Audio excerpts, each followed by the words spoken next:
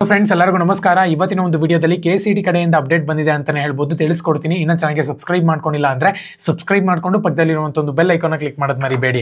So ಮೊದಲನೇದಾಗಿ ತುಂಬಾ ಜನ ಕೇಳ್ತಿರುವಂಥದ್ದು ವೇದಿಕೆಯ ಮತ್ತು ದಂತ ವೇದಿಕೆಯ ಸ್ಟೂಡೆಂಟ್ಸ್ಗಳಿಗೆ ಡೇಟ್ ಅನ್ನು ಎಕ್ಸ್ಟೆಂಡ್ ಆಗಿದೆ ಅಡ್ಮಿಷನ್ ಪ್ರೋಸೆಸ್ ಅಂತ ಕೇಳ್ತಿದ್ರೆ ಯಾವುದೇ ಕಾರಣಕ್ಕೂ ಇಲ್ಲ.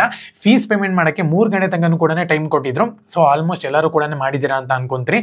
ಸೊ ಸ್ವಲ್ಪ ಬಿಸಿ ಇದೆ, ಅದಕ್ಕೋಸ್ಕರನೇ ವಿಡಿಯೋ ಮಾಡೋಕ್ಕಾಗಲಿಲ್ಲ. 3 ಗಂಟೆ ಒಳಗಡೆ ನೀವು ಇಲ್ಲಿ ಪೇಮೆಂಟ್ ಮಾಡಬೇಕು ಅಂತ ಹೇಳಿದ್ರು. ಸೊ ಡೇಟ್ನ ಟೈಮಿಂಗ್ಸ್ನ ಎಕ್ಸ್ಟೆಂಡ್ ಮಾಡಿದ್ರು.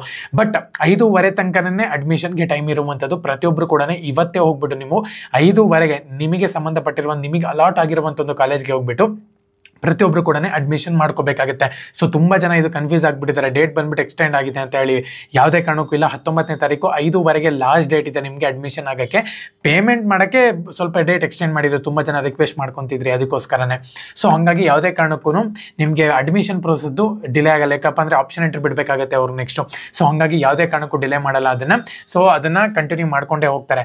ಸೊ ನಾನು ಹೇಳುವಂಥದ್ದು ಏನಪ್ಪ ಅಂದರೆ ಇವತ್ತು 5:15ಗೆ ಕಂಪ್ಲೀಟ್ ಮಾಡ್ಕೊಂಬಿಡಿ. ಏನಕ್ಕಪ್ಪ ನೀವು ಅಡ್ಮಿಷನ್ ಪ್ರೊಸೆಸ್ನ ಕಂಪ್ಲೀಟ್ ಮಾಡ್ಕೊಂಡಿಲ್ಲ ಅಂದರೆ ಸುಮ್ಮನೆ ತಲೆನೋವು.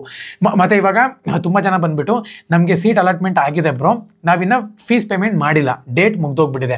ಸೊ ಅಂಥವ್ರು ಏನು ಮಾಡಬೇಕು ಅಂತ ಹೇಳ್ಬಿಟ್ಟು ತುಂಬ ಜನ ಕೇಳ್ತಿದ್ದಾರೆ. ಸೊ ಅಂಥವ್ರ ಒಂದು ಸೀಟ್ ಬಂದ್ಬಿಟ್ಟು ಕ್ಯಾನ್ಸಲ್ ಆಗುತ್ತೆ, ಸೆಕೆಂಡ್ ರೌಂಡ್ಗೆ ಅದು ಆ್ಯಡ್ ಆಗುತ್ತೆ ಅಂತಲೇ ಹೇಳ್ಬೋದು. ಒಂದು ವೇಳೆ ನೀವು ಫೀಸ್ ಪೇಮೆಂಟ್ ಮಾಡಿಲ್ಲ ಅಂತ ಹೇಳಿದ್ರೆ ಸೆಕೆಂಡ್ ರೌಂಡ್ಗೆ ಅದು ಆ್ಯಡ್ ಆಗುತ್ತೆ. ಸೊ ತುಂಬ ಜನ ಈ ಒಂದು ಡೌಟ್ನ ಕೇಳ್ತಿದ್ರು, ಅದಕ್ಕೋಸ್ಕರನೇ ವಿಡಿಯೋ ಮಾಡ್ತಿದ್ದೀನಿ.